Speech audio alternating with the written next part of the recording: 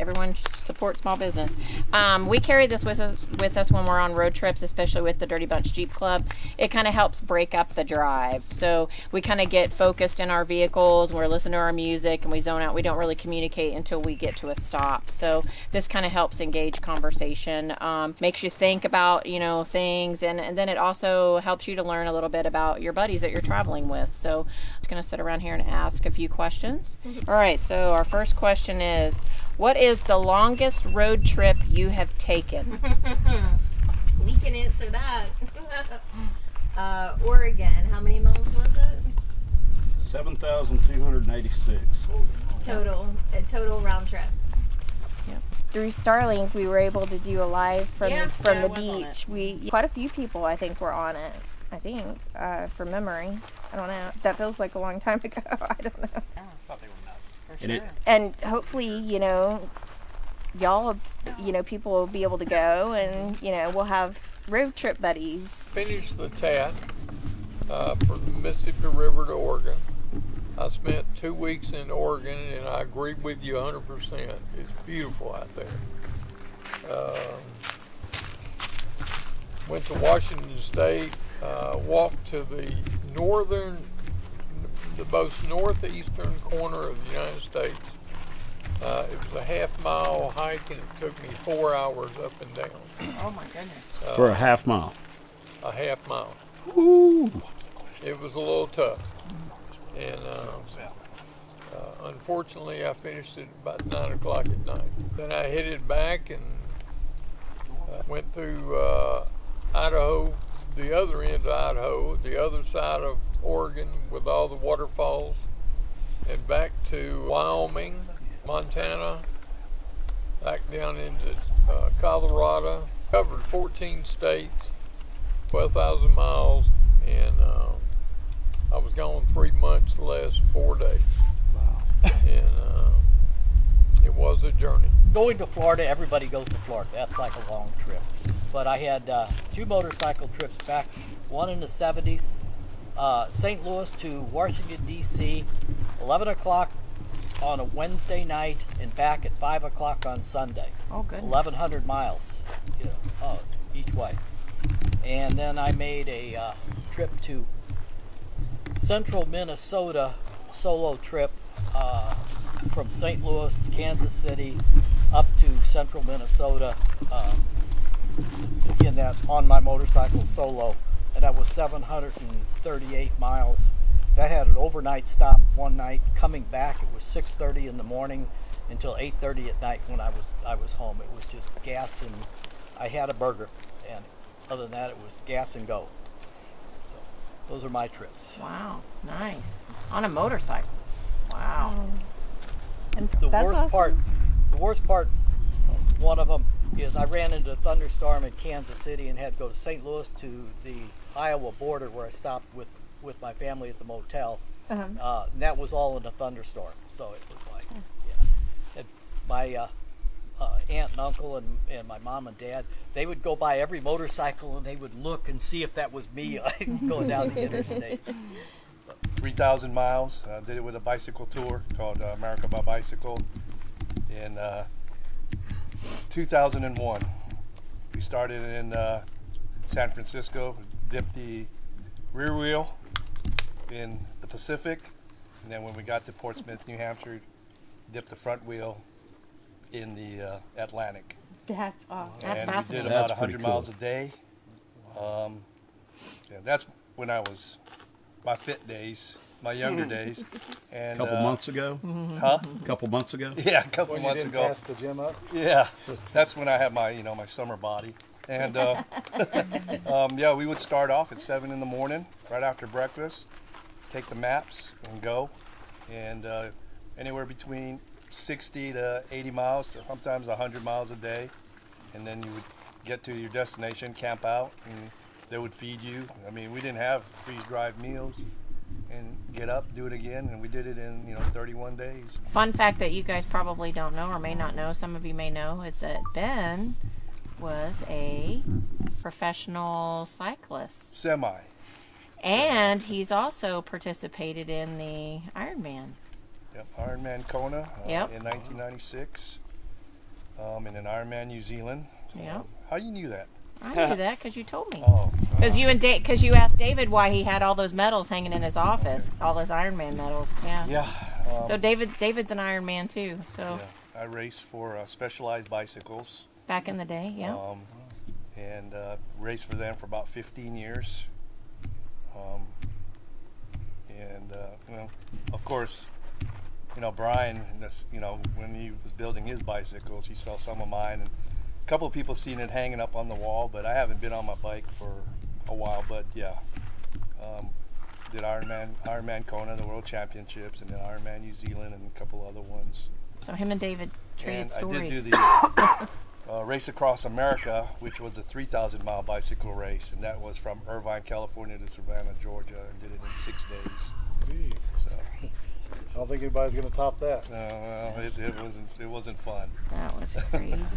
But yeah, that's my longest, was from San Francisco to Portsmouth, New Hampshire. 750 miles on my part in the 6 days. But we had a guy that got sick up in Colorado at Wolf Creek Pass. So the three of us had to pick up his slack.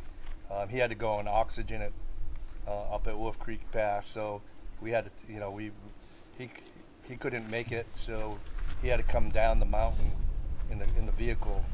So we had to pick up his slack and spread out his leg of the journey. But we did it in 6 days, 11 hours. Wow. So, no sleep. Wow. But that's my longest trip. Was the leisurely part of it was the 30-day one.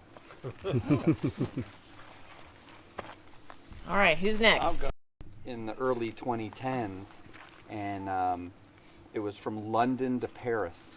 So we did it in 3 days. So we did about 80 miles a day for 3 days. But because I enjoyed riding back then. And the thing is, that when you're training and riding your bikes in Florida, it's one thing. But England and that part of France, not so flat. And so I'm in my, I don't even know how old I was, but we had a couple 20-year-olds in our group, and they were just, I mean, I'm dying going up in hills, and is it ever going to end? And in Calais, the wind's always in your face, no matter what direction you're headed. And but it was just beautiful, historic countryside. You know, seeing the cliffs of Dover, and then when you're in Calais, you see the pillboxes along the Normandy coast from World War II and all that. But we ended in Paris on a Saturday, and then the next day, Sunday, was the final leg of the Tour de France. So we got to see that final leg. I think it was like the year that, like, I think Jeffrey Wiggins won or something like that. But that was a great experience, and it was just cool. But from a road trip perspective, my longest is we did a family vacation with all the 5 of us. Back before I was overlanding and camping and stuff like that, so it was a true road trip. It was a big loop from Round Rock, Texas to Las Vegas, and then down south back, and we hit probably like 12 national parks or national monuments, and you know, from Painted Desert, Grand Canyon, Petrified Forest, Hoover Dam. We hit Vegas, and on the way back we came the southern route, and we went to, you know, Tonto National Forest, Saguaro National Forest. We did White Sands, Carlsberg Caverns, and all around. So it was about 3,600 miles on this big loop, and it was, you know, my daughters were young, and they had their passports, their national park passports. It was amazing. It was a great trip, but I'd love to do that again with them now that they're older and with tents. Yeah, I don't know how many miles it is, but it seemed like it took us a couple of years to get up there. So that's probably my furthest, I guess, road trip. Yeah. But it was beautiful. Well, we can sign up together if you want to do it. Are we gonna have one of the, like, you haul me around? Can I sit in a little buggy and you haul me around? So just so everyone knows, I want to do the Hotter Than Hell bike ride next year. Out of Wichita Falls, which I'm kind of Oh, wow. based kind of out of. That I grew up in a little town outside of Wichita Falls, so I'm very familiar with the Hotter Than Hell. That's what I'm just kidding. in August. Oh, Yeah, it's in August, so it's literally hotter than hell. I mean, you're riding in 100 degrees. Lord knows what the heat index is. Full-fledged sun.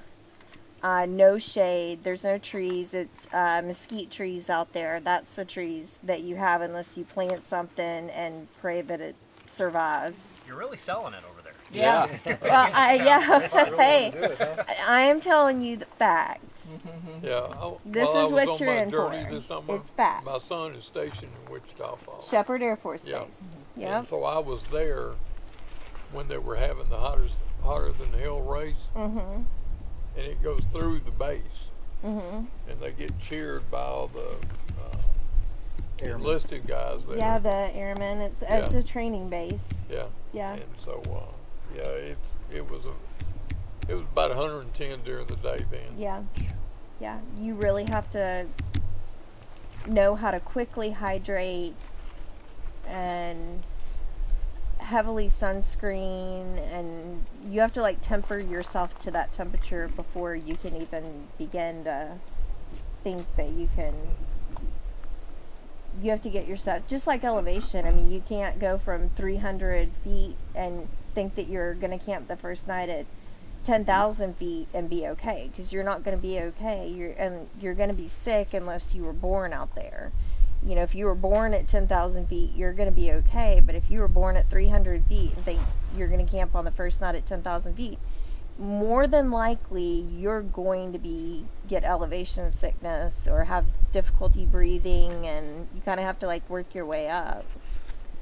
I got sick last night sleeping up here. Are you serious? Were you the 267 feet. snore? Because I hear that there was a snore. I'm not going to call out anybody. But I hear that there was a snore going No, on. I stayed up till like 1 o'clock. I was waiting. We for were people. up until after 2 o'clock in the morning. Our alarm went off at 5. Yep. Wow. For Watching, me. got suckered into a TV show in the hotel room. No. We closed down Walmart. Then we hadn't eaten.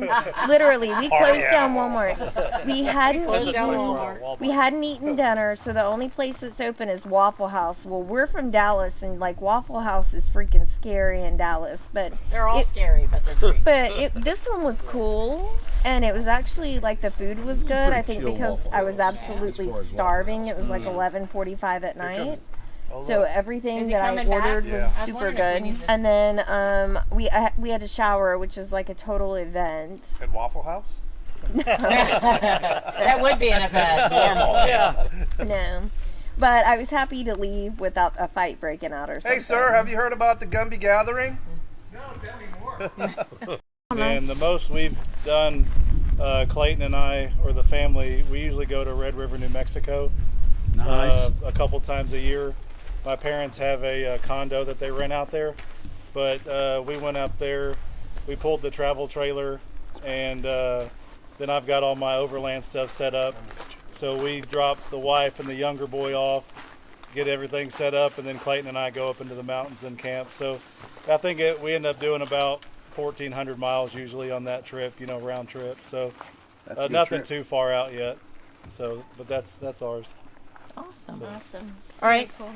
So hold on, what did I miss? Just back up, start all Wait. over. No, you can't. It It is. They What want to is hear. what is the longest road Video. trip you've taken? Oh, So okay. we've All got right. Down to me. yes, you and Ed, Yeah. and then us. But Well, aside from driving to Florida to fix things for my mom, Oh. do that. That's just miles, right? That wasn't a trip. That wasn't a trip. That was I got to get there and I got to get back. Yeah.